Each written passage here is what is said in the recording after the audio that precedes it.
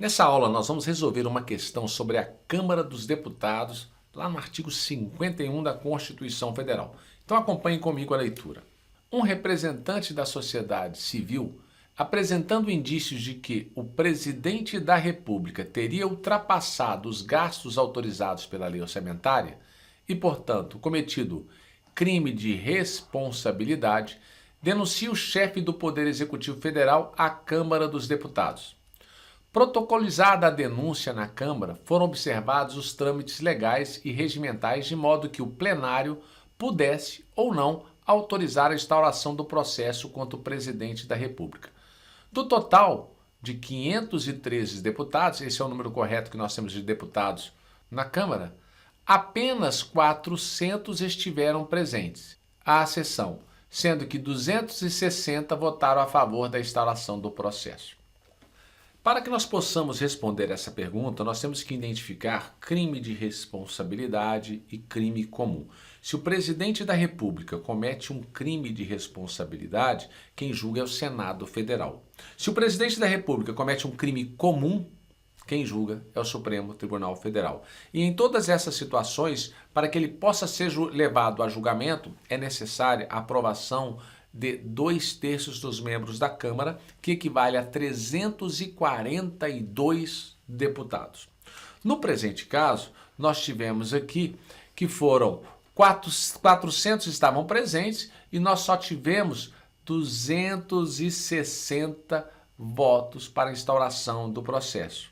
Com isso, não atingiu o quórum, porque o quórum dos 513 tem que ser 2/3 desse número, que equivale a 342 deputados.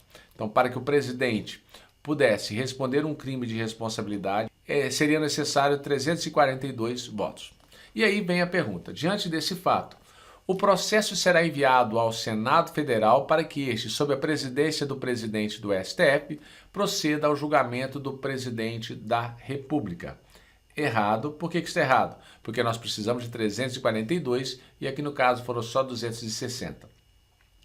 O processo será enviado ao Supremo Tribunal Federal a fim de que a Corte Maior proceda o julgamento do presidente da República.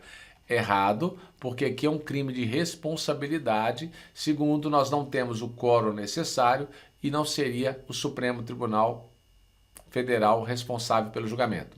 Letra C. O processo deverá ser arquivado, tendo em vista que o fato de a decisão da Câmara dos Deputados não ter contado com a manifestação favorável de 2/3 dos seus membros.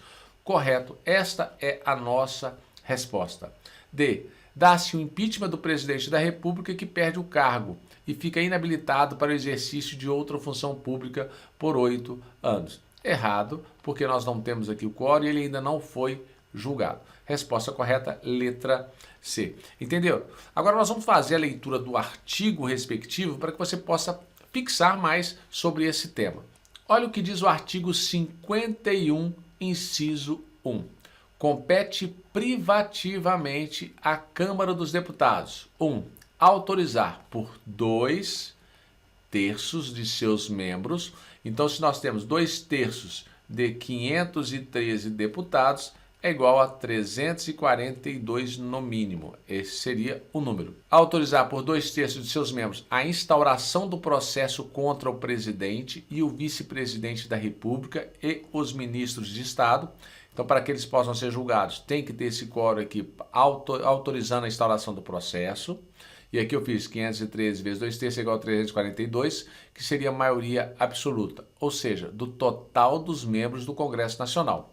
No artigo 86, também nós temos: admitida a acusação contra o presidente da República por 2/3 da Câmara dos Deputados, será ele submetido a julgamento perante o Supremo Tribunal Federal nas infrações penais comuns, furto, roubo, algum homicídio, ou perante o Senado Federal nos crimes de responsabilidade. Então esse é o tópico da aula de hoje e é importante você guardar isso. O presidente, o vice-presidente e os ministros só serão julgados, só serão denunciados perante o Supremo ou o Senado Federal se tiver 2/3 dos membros da Câmara dos Deputados, que equivale a 342 dos 513. Até a próxima aula e um grande abraço.